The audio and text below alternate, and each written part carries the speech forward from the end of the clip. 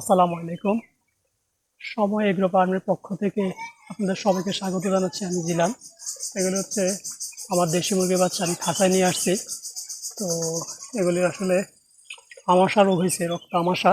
তো আসলে এই রোগটা মূলত আমার একটা ভুলের কারণে হয়েছে। তো আমি আজকে আপনাকে দেখাবো আসলে আমি কি ভুল করছি আর আমার কি ভুলের কারণে এই মুরগিগুলির রক্ত আমাশা হয়েছে। তো দেখুন, ওরা এই যে খাবার খাচ্ছে। আপনারা আমার মতো কেউ আসলে এই ভুলটা করবেন না। আমি ওদের ট্রিটমেন্ট চলতেছে অলরেডি অবশ্য। তো আস্তে আস্তে ধীরে ধীরে কিন্তু ওরা সুস্থ হয়ে উঠতেছে। সেই ভিডিও আমি ইনশাল্লাহ আপনাদেরকে দিব। দেখুন, ওরা এখন দুপুরের খাবার খাচ্ছে। তো আজকে দেখাবো আমি কি ভুল করছি আর কি ভুলের কারণে আমার এগুলো রক্তে আমাশা হয়েছে। তো আশা করি ভিডিওটি দেখলে আপনারা অনেক কিছু জানতে পারবেন, অনেক কিছু শিখতে পারবেন। তো আশা করি আপনারা তখন আর আমার মতো এই ভুলগুলি করবেন না। তো বন্ধুরা, এই যে রুমটি দেখতেছেন, আমি কিন্তু মুরগিগুলিকে এই রুমে রাখতাম এতদিন। তো এখন যেহেতু প্রচণ্ড গরম আর চতুর্দিকে আবদ্ধ দেখাচ্ছি, আসলে বাতাস আপ ডাউন করার কোনো ব্যবস্থা এখানে ছিল না। আর আমি জানালাগুলি খুলতে পারতাম না, খুললে যা মুরগিগুলি বের হয়ে যেত। তো এই গরমের মধ্যে আসলে মুরগিগুলির বাতাস ঠান্ডা না পাওয়াতে দেখুন উপরেও আসলে ফ্যান নাই। এই যে, তো এটা আমার একটা নির্মাণাধীন বিল্ডিং, এখনও কাজ শেষ হয় নাই। তো যেখানে আমি আসলে মুরগিগুলিকে এখানে রাখছিলাম প্রথম। তো এখানে থেকে মোটামুটি সুস্থ ছিল আলহামদুলিল্লাহ।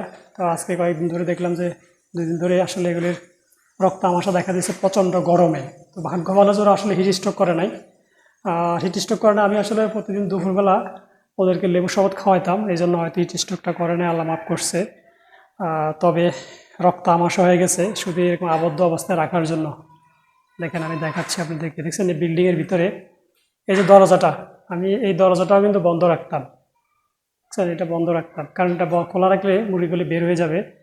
আর এটার ভিতরে কিন্তু অনেক বন্ধুরা গরম পড়তো, প্রচুর গরম। আপনারা এমনি জানেন বিল্ডিংয়ের ভিতরে দরজা জানালা বন্ধ করে ফেললে কেমন গরম হয়ে যায়, ব্যবসা গরম হয়ে যায়। আসলে যে বেঁচে আছে এটা অনেক বেশি, আল্লাহ কাছে শুক্রিয়া।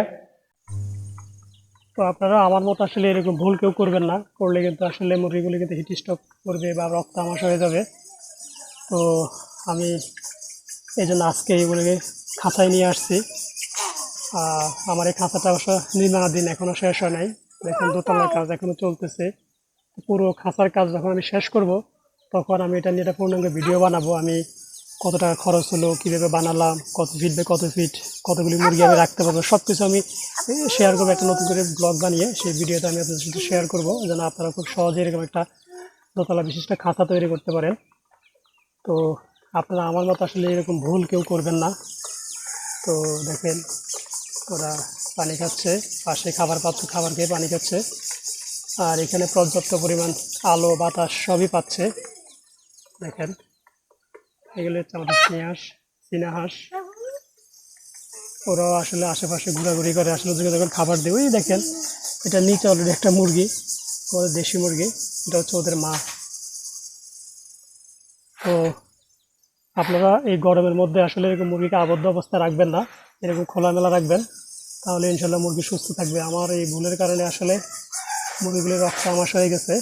তো আমি এখন ট্রিটমেন্ট চালাচ্ছি, আশা করি ইনশাল্লাহ সুস্থ হয়ে যাবে। তো আমি কি ট্রিটমেন্ট করলাম বা কি ব্যবস্থা নিলাম, মুরগিগুলি কতটুকু সুস্থ হলো না হলো, সব কিছু আমি ইনশাল্লাহ আপনাদের সাথে আরেকটি ভিডিওতে শেয়ার করব।